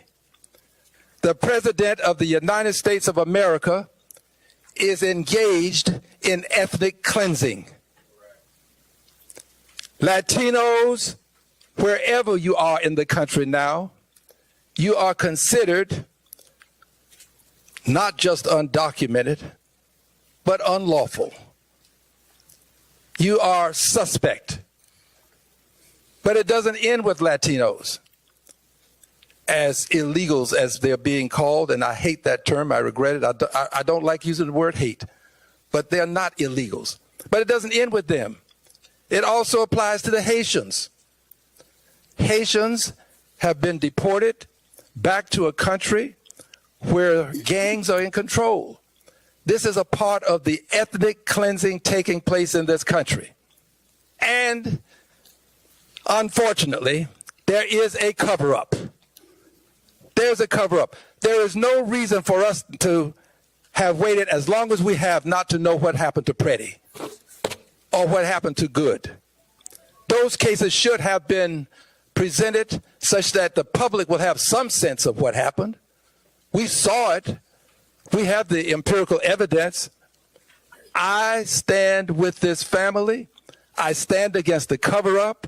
I stand against the ethnic cleansing. And I assure you that as a member of Congress who believes that the Constitution ought to be followed, I will bring impeachment. The time has come for the record to be made. We cannot allow this kind of behavior to go unchecked. And I want you to know, Mr. Johnny Mata, that what you have done to help with this cause is not going to go unnoticed. I see Ms. Morales here, Christina Morales, the representative. It will not go unnoticed. I saw Jean Wu, representative. It will not go unnoticed. And of course, the former Congresswoman is here, the daughter of Sheila Jackson Lee. It will not go unnoticed. And I close with these words. We have reached a point in our history where we'll either fight or we will find ourselves retreating to a time when we couldn't fight. We have free speech. We've got to use it. I'm going to use my free speech. My question, Mr. District Attorney, is this. Body cameras are great. I support it. Brought it up in a hearing just recently with Chairman Thompson. I always call him Chairman. They're great. But I also think we need dash cams. Cameras on the dashboard of those vehicles that are chasing people through our communities. I ask you if you concur. Absolutely. And have you found them to be beneficial in your line of work? There's no question. And if you have unmarked cars, they should be equipped with them. But we should also have a policy that has marked units if they're going to affect a traffic stop. Thank you. I yield back my time. Thank you. Thank you. Now we will hear from Representative Lizzie Fletcher. Well, thank you, Chairman Espaillat, and thanks to you and Ranking Member Thompson and Representative Garcia for convening this important oversight forum. And I want to thank all of my colleagues who've come from across the country to see and hear from our community. And I want to thank our witnesses from our community for so beautifully explaining and showing this community to the rest of the country. Because people across our community and across the country, as Father DeGeorge and Ms. Cabrera explained so beautifully, have been living in fear, and their worst fears were realized again when federal agents killed Lorenzo Salgado Araujo. So I want to thank all of you for testifying and for your leadership in our community, especially at this devastating time. Ronaldo and Lorenzo, my thoughts have been and will continue to be with you and your mother and your entire family, not just today, but in all the days ahead. You make us proud, and you make us all proud for your advocacy and for your commitment to justice for all. And I hope today's hearing will demonstrate to you and to everyone here our commitment of not only our Houston Congressional Democratic delegation, but the Congressional Hispanic Caucus and the entire House Democratic Caucus. It is a failure of this Congress and many before that we have not been able to pass laws to address our broken immigration system. The people here have been trying and will continue to do so. But it is a new and utter failure of this Republican-controlled Congress that has not only failed to address, it has refused to address the abuses that this White House is directing in terms of immigration enforcement operations, and that it has done nothing when innocent people in this country have been killed at the hands of federal immigration agents this year and during this term. It is a betrayal of families and communities across the country that we represent. It is a betrayal of the Constitution that we have all sworn an oath to protect and defend. And it is a betrayal of our values as Americans. And yet what we hear from those who are directing these policies is that these actions are being taken to make us safe. And so, District Attorney Tier, I want to start my questions with you. Can you tell us from your experience of 20 years in law enforcement, whether the policies that we have seen implemented at ICE and in terms of immigration enforcement throughout DHS in the last 18 months have made our communities safer? Objectively, no. They've had the complete opposite effect. And can you tell us why that is? Can you give us some examples of what is making us less safe because of the policies that this administration is implementing? We have people who are here unauthorized who are victims of domestic violence, aggravated robbery, aggravated sexual assault, who are too scared to even call the police, let alone participate in prosecutions of people who are here with documentation or who are citizens. These policies have effectively created a group of our community that are targets. And that's what we're seeing. And we can't hold the people that prey on them accountable. And that group of people knows it. Thank you. In addition, Mr. Green asked about dash cams, and I also want to ask about the increased presence of unmarked vehicles and plainclothes officers for immigration enforcement activities. That's something I know many of us up here have objected to repeatedly. But can you talk about what that does in our communities as well? Yeah, it continues the feeling of fear, the floating fear that Father talked about. But it's just not good law enforcement policy. Undercover work is crucial to good law enforcement policy, but undercover officers don't then affect the traffic stops for reasons that we have seen time and again around the fear of the person trying to be stopped. So it is not best practices. Thank you. And with the time I have left, Councilmember Martinez, I just want to direct this question to you. Can you share with us how you see in the community this affects interactions with law enforcement agencies that come under your jurisdiction, like the Houston Police Department and others, and in the community because of the actions of these federal officers? Yes, Congresswoman. So it's important to continue to highlight that calls for services are down. My team, we've done some research. We've gotten data from HPD within our zip codes, and they have gone down. And then even heavier in the southwest part of Houston, where we have an even more diverse immigrant population, calls of services have gone down even more so. What we're finding as well is that when residents, and I've shared my personal number with several community folks, when something is happening, an operation is happening, and folks can't identify who is heading that operation, we're having to call and figure out what agency is this, and in order to try and tamper down those fears. Thank you, Councilmember. I've gone over my time. I appreciate it. Thank you all for your testimony and for your work, and thank you again for convening this hearing, and I yield back. Thank you, Congresswoman. And before we hear from the next Congress member, let's welcome Mayor John Whitmire. Thank you so much for being with us today, Mayor. And our next representative from San Antonio region, Congressman Joaquin Castro. Thank you, Chairman.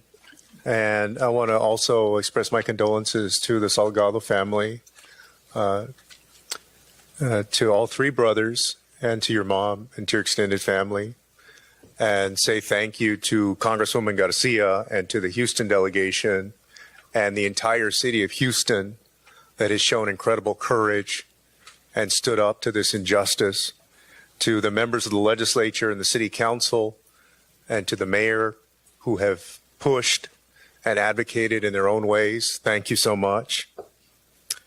The more evidence that comes out, the clearer it becomes that Lorenzo Salgado Araujo was murdered in cold blood by agents of the United States government. ICE has not produced a shred of evidence to support its claim that Lorenzo was a danger to them. No body camera footage, no dash cam footage, no ring camera footage from homes or businesses nearby. When law enforcement has the evidence and facts on their side, they put them out immediately. ICE has not done any of that. Instead, ICE has chosen to smear a good man, a hardworking man, a family man. They have treated him with the same indignity in death as they did in life. They said that he was not their target. That's because everyone is their target.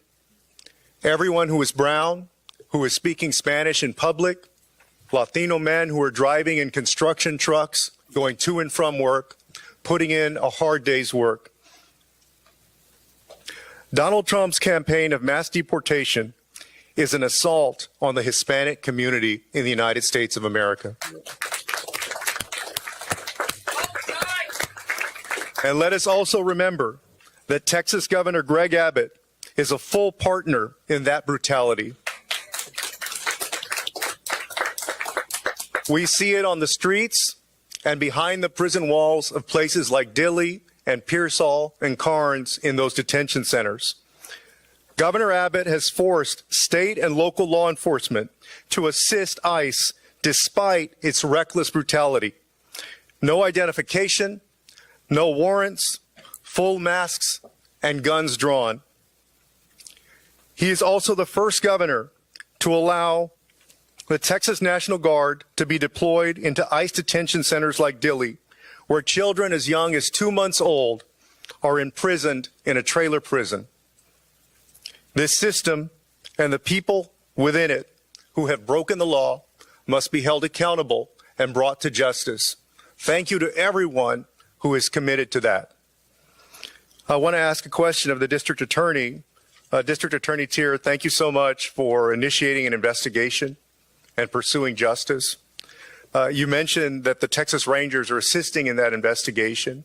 I first want to ask, just because there have been conflicting reports over the last 17 days, to the best of your knowledge, are the Texas Rangers conducting their own independent investigation? Thank you. The way that the Rangers got involved in this case is different than normal. The Texas Rangers are the partner agency that we typically work with, being the DA's office, in officer-involved shootings all the time. Usually it is us the first day with them working our own parallel investigation collaboratively.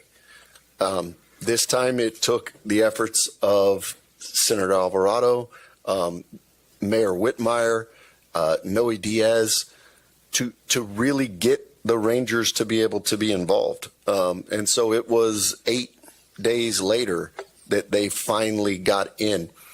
I know the governor didn't say anything about this case for a full week Right. after Lorenzo's death. And can you speak? I know that you don't want to divulge too many details about the investigation in order not to compromise it. Can you speak to what kind of assistance the Rangers are providing? They are doing what they always do, which is a fabulous investigation, albeit 8 days later. But we're in conversations with them hourly, and so we're working together to really kind of piece it back. But they're a real asset to us. Thank you, District Attorney. I appreciate it. Now yield back. Thank you, Congressman Castro. Now we're going to hear from Congressmember Christian Menefee. Thank you very much, Chairman, and thank you, Ranking Member, for bringing the committee to Houston. ICE has proven itself to be a radicalized law enforcement agency.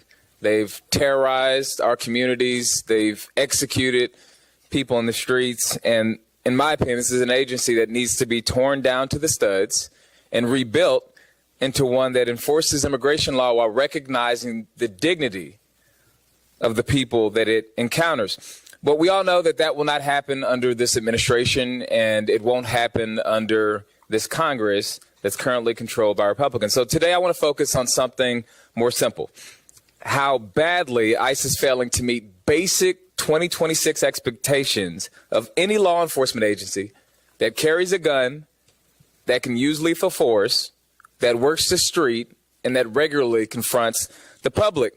So DA Tier, throughout your career, you've worked on thousands of cases involving local police forces, correct? Yes.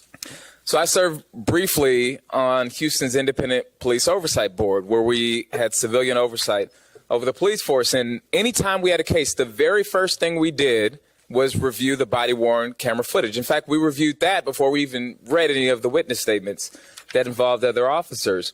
So DA Tier, it's standard practice in 2026 for law enforcement officers on the street to wear body cameras, correct? Congressman, you and I have been in this very room talking about things like this. We have 86 law enforcement agencies that operate in Harris County alone. The only one that doesn't have body cameras is ICE. It's been publicly reported that the officers involved in this shooting did not have body cameras on. And what makes this particularly troubling is that DHS had the money. They got an influx of $75 billion from legislation passed last year, and they got $20 million specifically for body-worn cameras. They could have spent that on body cams for the officers that killed Mr. Lorenzo Salgado Araujo, but they failed to do so. And in fact, we've seen that they have money to recruit folks, they have money for new vehicles, they have money to increase enforcement operations, but not for body-worn cameras. DA Tier, it's basic police practice in 2026 not to shoot into a vehicle unless the officer has no other way to protect themselves, correct? That is absolutely correct, yes. It's been reported that more than a dozen attorneys and former law enforcement officials reviewed the footage of the chase. They said officers are trained to step out of the path of a vehicle rather than shoot at it because a wounded driver is often more dangerous than one who is simply fleeing. But based on the reporting that I've seen, the officer in this case shot Mr. Salgado Araujo while he was still in the vehicle, and Mr. Salgado Araujo had not brandished a gun or any other weapon. When you take someone's life in this country, when government takes someone's life, it should only be because there was no other way for that officer to protect himself. But none of the evidence that we've seen supports that here. DA Tier, it is standard practice in 2026 that when an officer takes a human life, the department gets its facts straight and conducts at least some preliminary investigation before assigning blame in the media, correct? At every level of law enforcement, that's correct. But in this case, an ICE spokesperson told the press the very day of the shooting that Mr. Salgado Araujo rammed an ICE law enforcement vehicle and weaponized his vehicle in an attempt to run over an ICE law enforcement officer, resulting in the officer firing first in self-defense.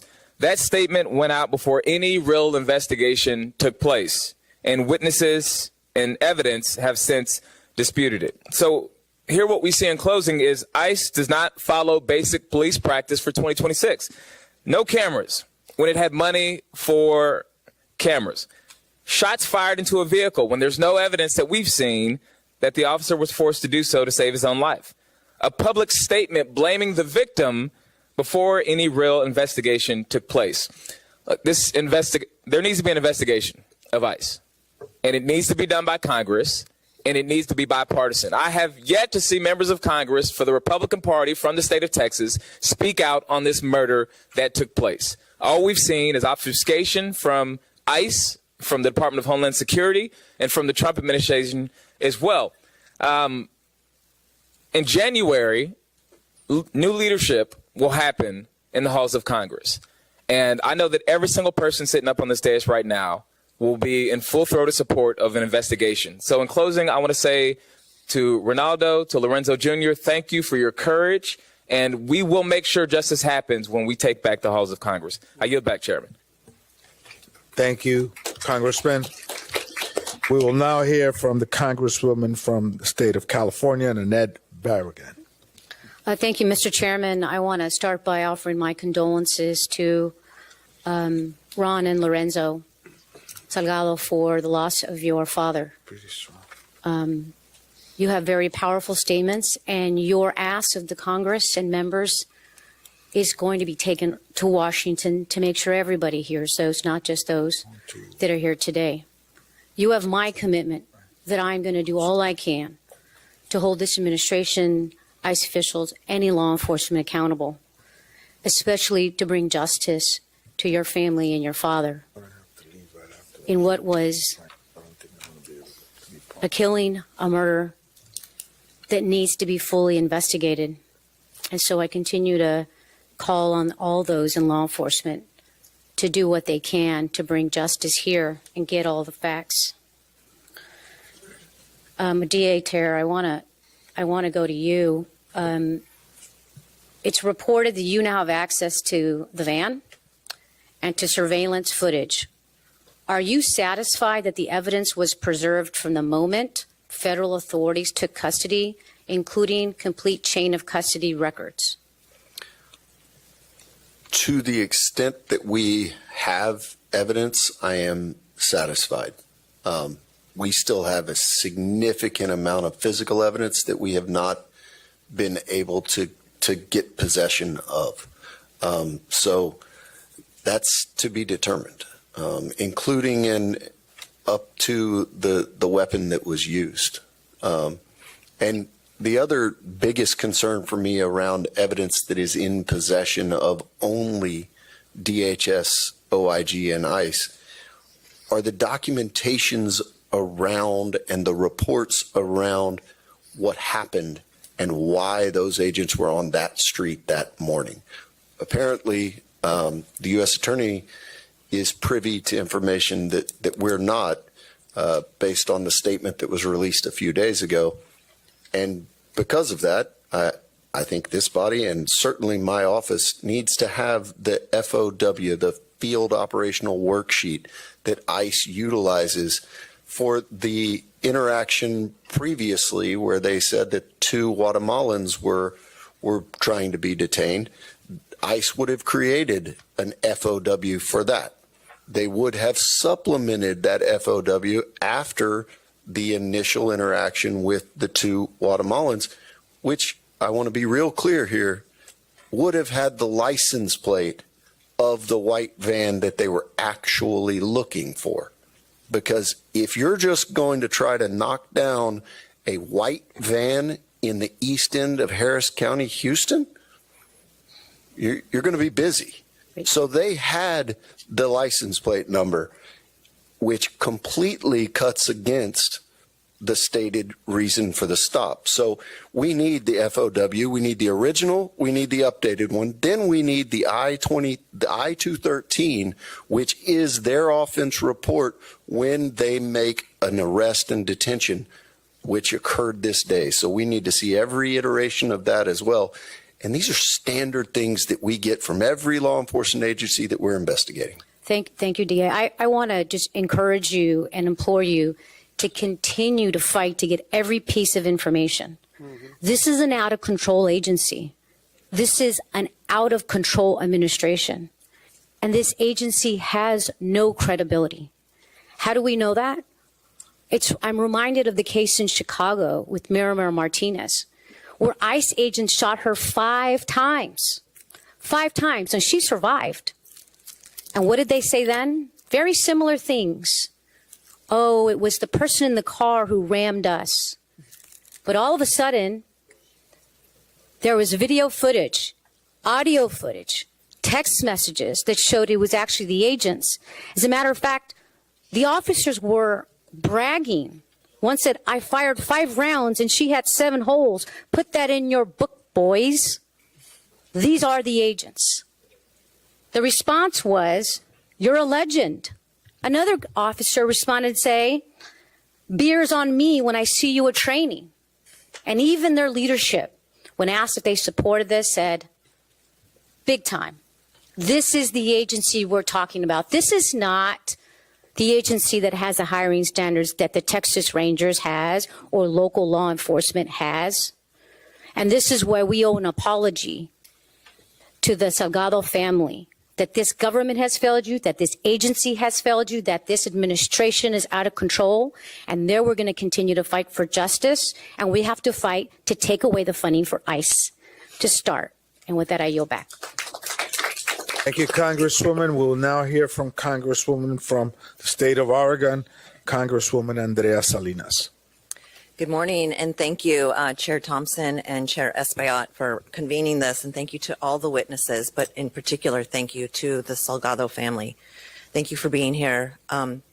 Thank you for sharing your story. You have been incredibly brave. My dad grew up in Texas. He was an immigrant, and I saw him in your story. And this has been all of this entire out of control ICE, CBP, administration, agencies has been a very difficult time. But I am here 2,200 miles away from my hometown to let you know that I care, and I'm going to fight like hell until we get justice. This is not okay. Mr. Proaño, I want to start with you. You mentioned in your statement a mortality rate that is increasing. It's at its highest rates in detention centers. It's an all-time high is what you said. That means people held in ICE detention are dying. And the district attorney, Tier, you mentioned that 4 witnesses from the work crew are all in ICE detention. So I don't know who wants to answer this. I have 2 questions. Do those witnesses have access to attorneys of their own in the event of abuse or an untimely death of those witnesses in ICE detention? And number 2, I think that is to you, Mr. Proaño. And number 2, my second question, can you explain why this is so problematic to the well-being of the witnesses and to the success to achieve justice? Representative Salinas, in most cases, they do not. When they're put into detention, sometimes they're moved from location to location, making it difficult for the families to actually even get into contact with them. In some cases, especially in Texas, they're very quick to move them from Texas to Louisiana, for example, putting them further and further away from legal counsel representation and even their own family members who would be there to support them too.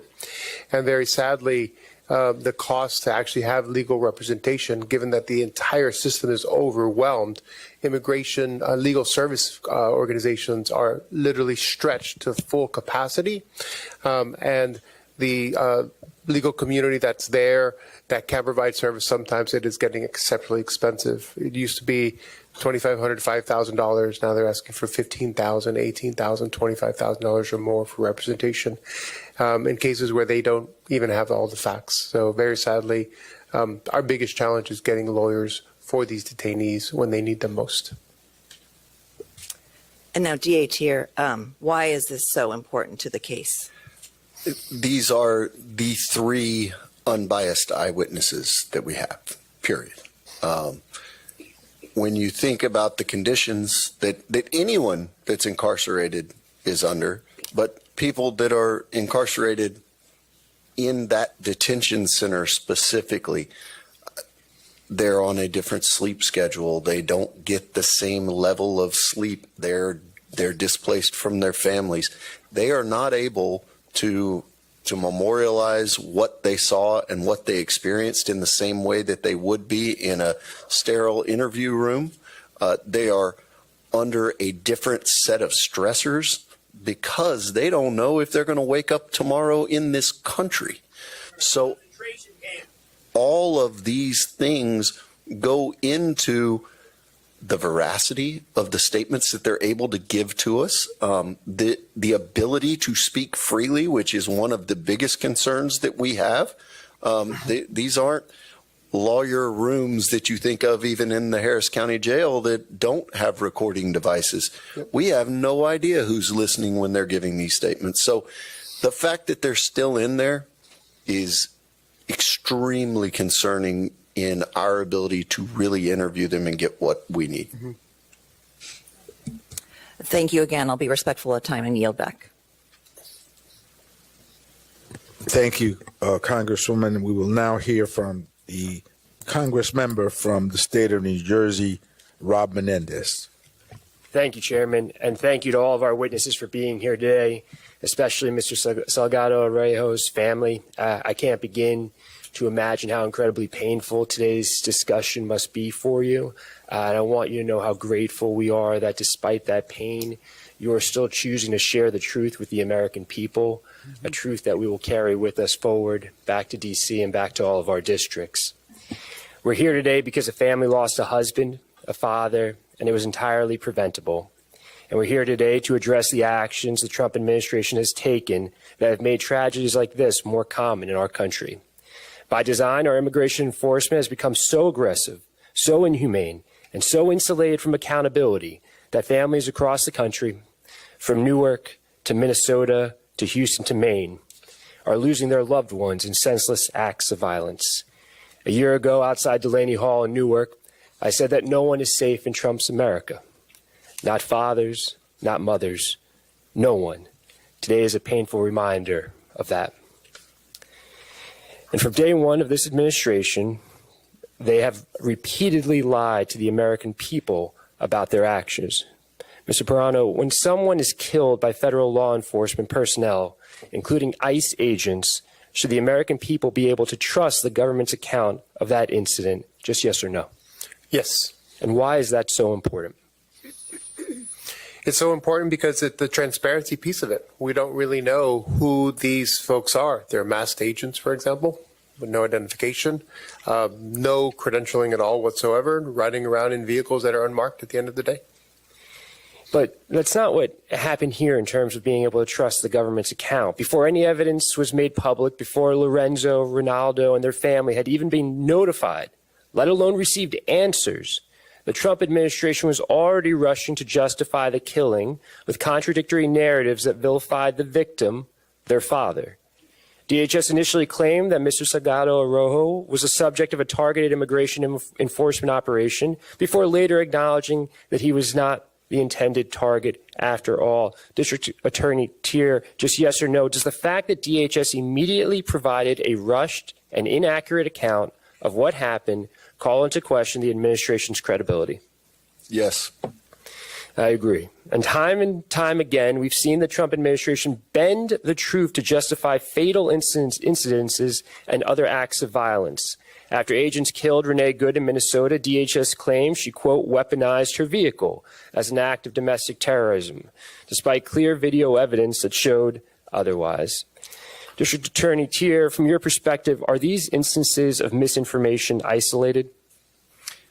I can speak to this one, and it is extraordinarily concerning the number of different versions that came out prior to anything. And as someone that is an American, I've seen the same thing happen in Maine. I've seen the same thing happen in Illinois, and I've seen the same thing happen in Minnesota, among others. So I would say from just a layman's perspective, no, they're not isolated. Thank you. When there's a broader pattern of the federal government using misinformation to avoid accountability and shield federal agents from scrutiny, it's not just the truth that suffers. Mr. Perano, if federal agencies know that the president and his administration will lie to cover up their misconduct, does that create a culture of impunity around the use of force? It has emboldened this agency. It has emboldened these officers. They think that they can get away with it at the end of the day. And that really is a travesty of justice, and really goes against every fiber of really what any of us know to be an honest and just system. And would it be fair to say that under these circumstances, violence against immigrants is not accidental, but systematically encouraged? They are attacking and hunting Latinos and Latino communities. And throughout the country? Throughout the country. In Minnesota, in Chicago, in New Orleans, in Charlotte, in Newark, in LA, across the country. That's why we need everyone across the country to speak up against what's happening, to lift their voices, to carry the names of those that have been taken from us with them. For the past year and a half, we've seen the Trump administration embrace a violent enforcement-first approach to immigration, one that maximizes arrests, deportations, and operations in community spaces, all while minimizing accountabilities. And families in my district in New Jersey, here in Houston, across the country have suffered immensely as a result.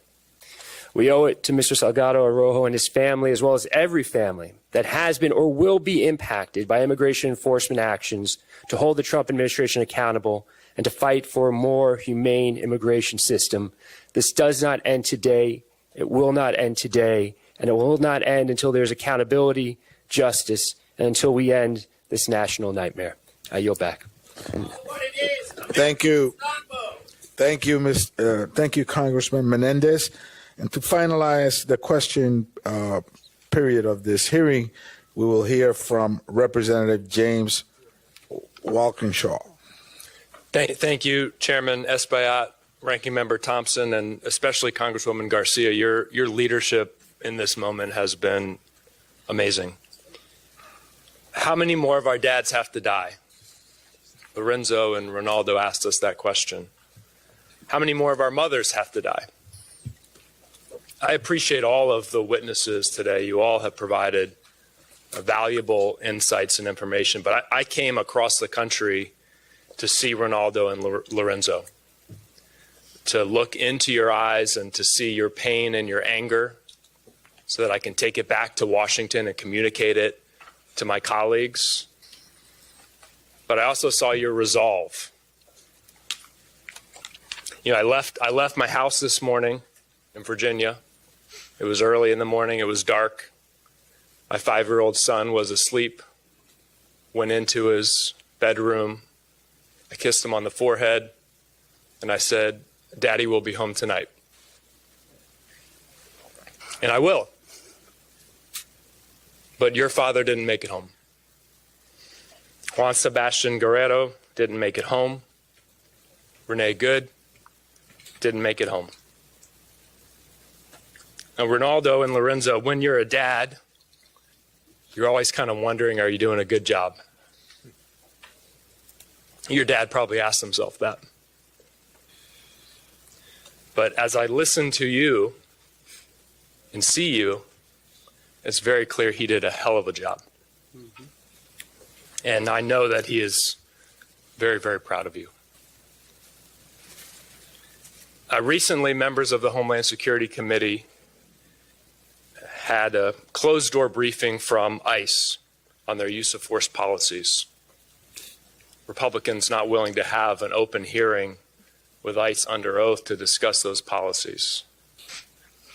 But one of the things we learned, astoundingly, to me at least, was that from January of 2025 to today, 18 months, only one single solitary ICE officer has been disciplined for violating their use of force policies. One officer. 22,000 ICE officers now, thousands of violent encounters, 6 deaths, one officer has been disciplined. That tells me this is an agency where accountability has broken down and an agency that is broken. And I want to ask Councilman Martinez, a year ago today, I was a local government elected official like yourself. You, with your colleagues, have an oversight responsibility of the Houston Police Department. Does that sound remotely plausible to you? That there can be 22,000 officers involved in thousands of encounters, many violent, that only once an ICE officer could have violated the agency's use of force policies in 18 months? Congressman, no. The Houston Police Department is a professional, trained organization, and something like that would not happen locally. And if the chief of police of the Houston Police Department came before your council and said that, what would you say to him? We would definitely be putting limitations on what he can do. DA Tier, you, I presume, have been involved in investigations of officer-involved shootings and use of force violations. What do you think about that? 22,000 officers, one disciplined by the agency in 18 months. As Councilmember Martinez said, the HPD is a good example. There are almost 6,000 sworn officers there in an 18-month period through an academy that is so rigorous, through a training program that is rigorous. We see more than that come across criminally in the DA's office because the agency holds those officers accountable and they strive for accountability. It stretches everything beyond comprehension to suggest that just once there's been an issue. Okay. Thank you both. Lorenzo, Ronaldo, thank you for your courage, for your voice in this important moment. You are doing an incredible service to your nation, and I thank you for it.